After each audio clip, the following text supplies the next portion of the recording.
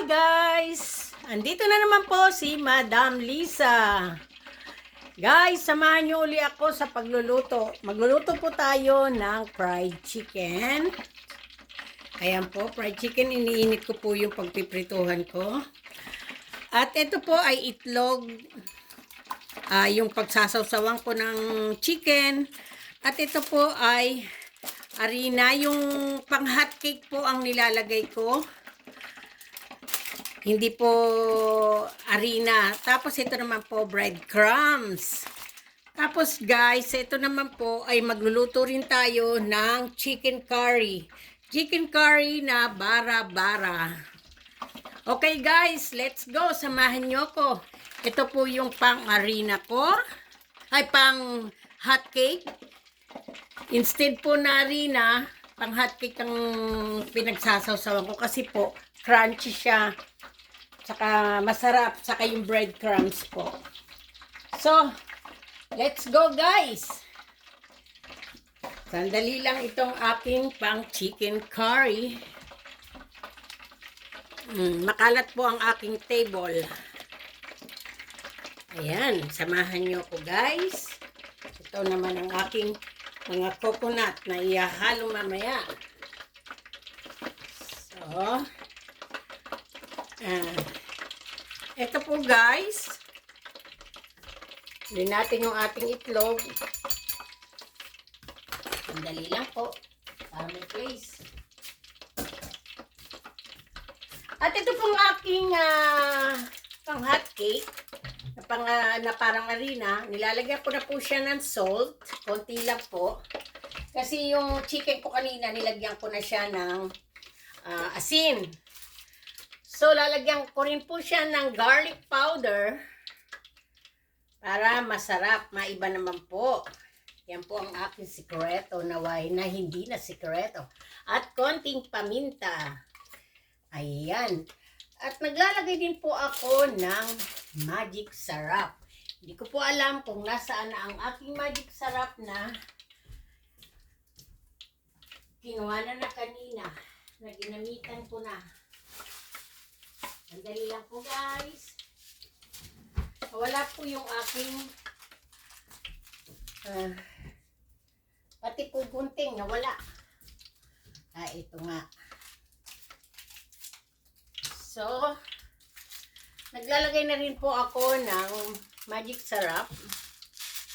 Ayan, konti lang po. Kasi ayoko nang maalat. So, hahaluin po natin siya. Ayan. So, bago ko po i-start ito, open ko po muna ang aking mga coconut.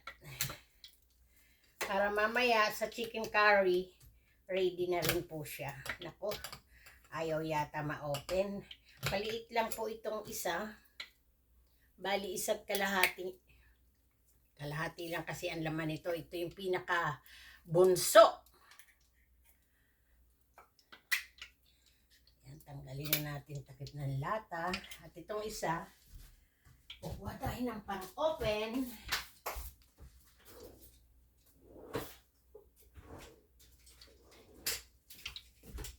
Ito naman po yung malaki. So, i-open ko na po. Para kung mailagay ko na po yung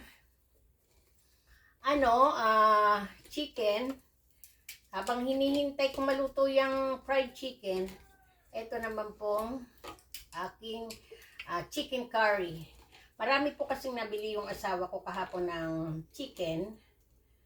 Hindi ko na po pinalagay sa freezer. Sabi ko lulutuin ko na lang. Ngayon,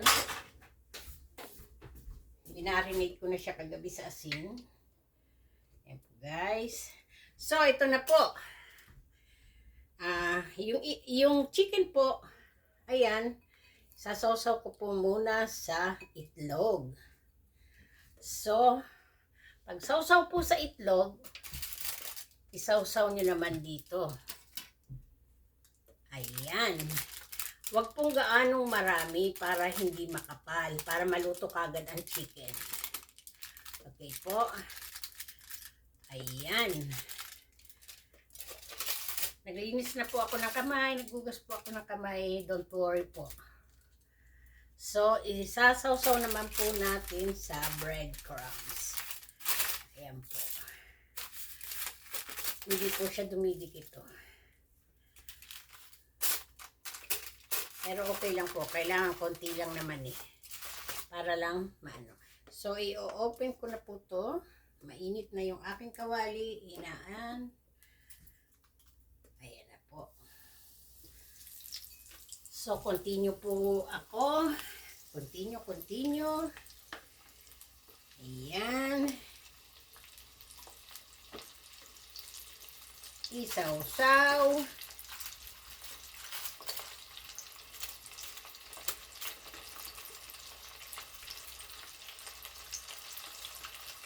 Ayan. At maglagay uli. Kahit mga 4 siguro muna.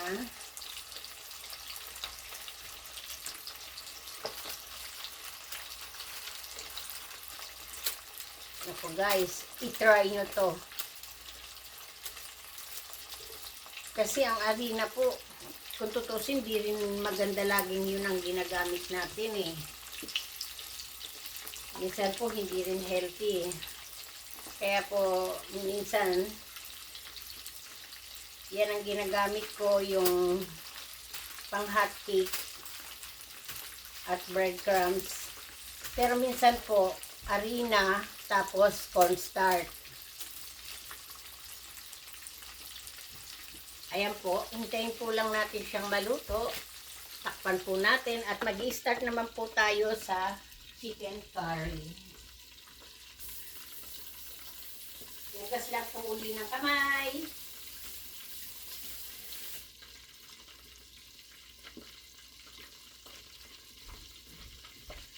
Ito na po, aking i-open ang aking kalan.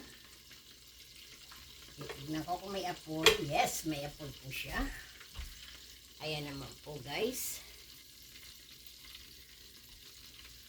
Dito naman po tayo. So, initin po natin. Ang ginagamit ko po ay vegetable oil. Minsan po canola. Tingnan po natin. Guys, ito po ang ginagamit kong pang curry. Masama curry paste. Yan po. Indian curry.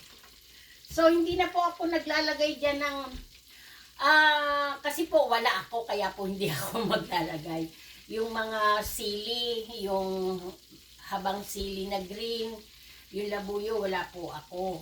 Kasi ang gusto ko po talaga mangyari, kung ano po yung nasa ref, kailangan maubos talaga. Gaya po ng sinabi ko kahapon, gusto ko pong maubos na yung laman ng ref kasi yung iba doon, 1 linggo na nga. So, inuubos ko na bago ko palitan uli. Lagyan ng laman na bagong mga pagkain. So, ang ano ko po, ang nakuha ko lang po, ito, onion, at ginger, saka yung bell pepper na orange. Wala na po akong iba. At maglalagay din po ako ng chili powder at cumin. At syempre ang salt at ang aking magic garlic at ang aking coconut. Ayan po, mainit na. Marami po kasi nakatambak dito sa table ko. Ayan.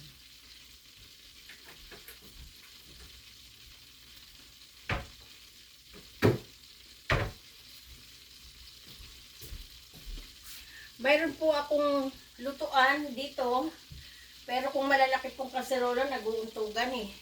Saka po yung pinakamalaking lutuan na dalawa, imbis na po na malakas ang apoy niya, dahil sa tagal na po niya kasi, ilang taon na, ang apoy po mahinang-mahina na. Kaya mas gusto ko pa po dito magluto, kasi maluluto ka agad, doon po ang tagal.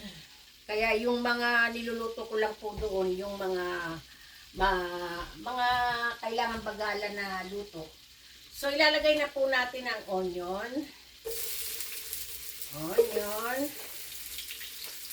Ayan.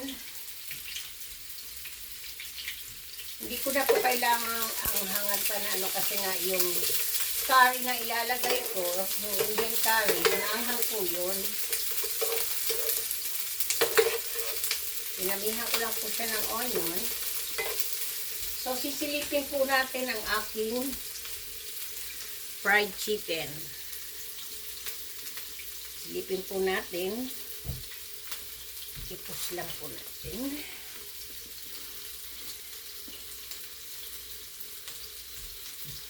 Dali lang po.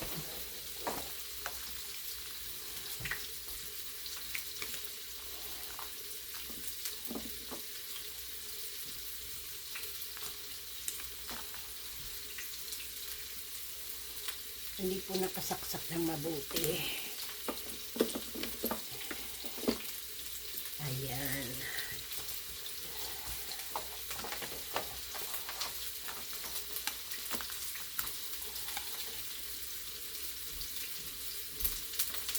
Tingnan po natin. Ayan.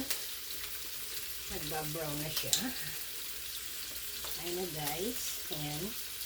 Pero hindi pa po luto yan. Alam niyo naman po ang chicken. Pero po, yung buto niyan, binali ko na. Para po yung dugo niya madaling makalabas. Ayan po. Takpan po uli natin. At haluin natin ang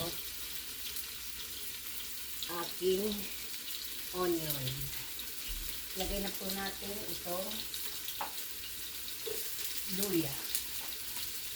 Huli na po lagi ang garlic na nilalagay ko kasi po ang garlic madaling matutong. Yan po ang ano ko sa pagluluto. Kung maggigisa po ako, mas inuuna ko ang onion kaysa po sa garlic.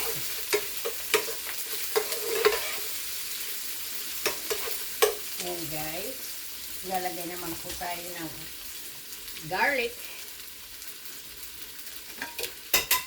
Ay, nahulog po ang takip. Ayan, sa kutsara.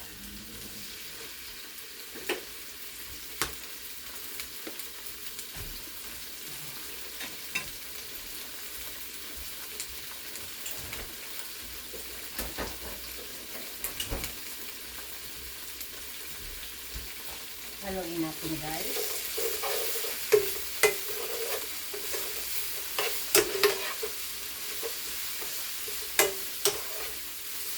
So yung chicken po, nilagyan ko na siya ng asin. Minarinate ko na po siya sa salt. So ilalagay na po natin siya. Siya po muna bago yung coconut para po mag-brown siya. Mag-golden brown. Ayun na po, ilalagay ko na ang chicken. Ayaw ko ilagay yung tubig dito kasi nagtutubig po, ayan yung katas niya. Hindi ko po siya tatakpan kasi po pag tinakpan mo siya, magtutubig siya. Hindi siya golden brown. Yun po ba sa ang ano doon, golden brown. I-correct nyo po ako if I'm wrong.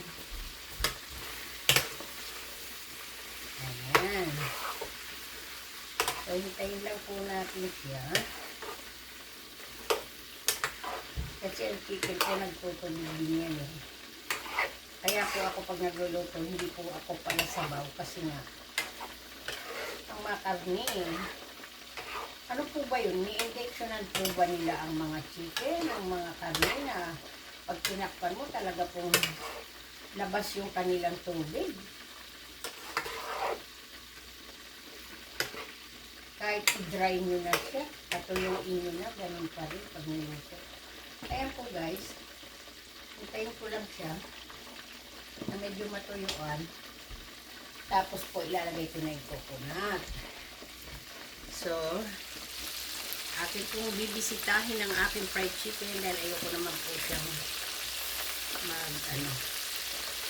matutong. Ayun, ang ganda po ng pagkaano. Kasi, konti lang po talaga ang inanuhan kong harina kasi ayaw nila yung maraming harina. Mas marami daw harina ang nakakain nila kaysa sa chicken. So yung iba po, ibababad ko na sa itlog.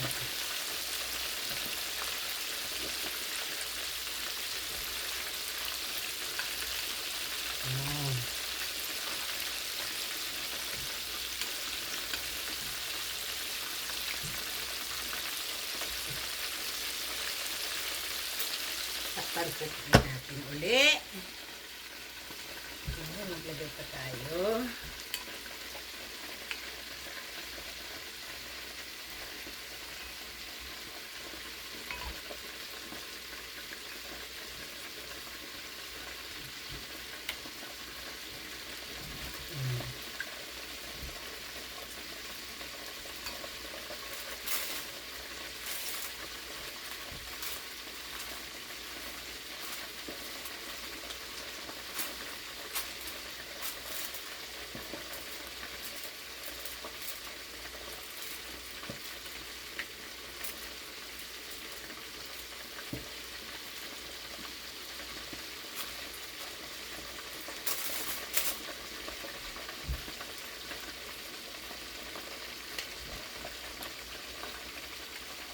Kailangan ko po siguro ng tinidor kasi para pong nag-aano na yung aking ano, pagsipit.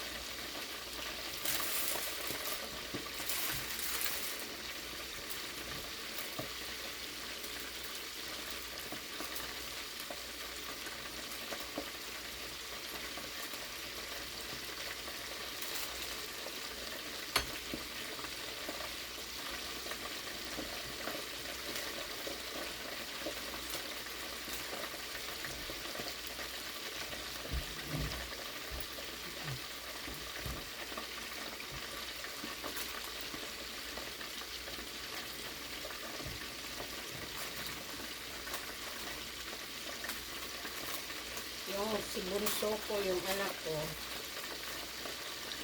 imbis na lalabas siya, narinig niya po na magpa-fried chicken ako. Hindi ko na raw siya lalabas, hintayin daw niya muna yung fried chicken ko.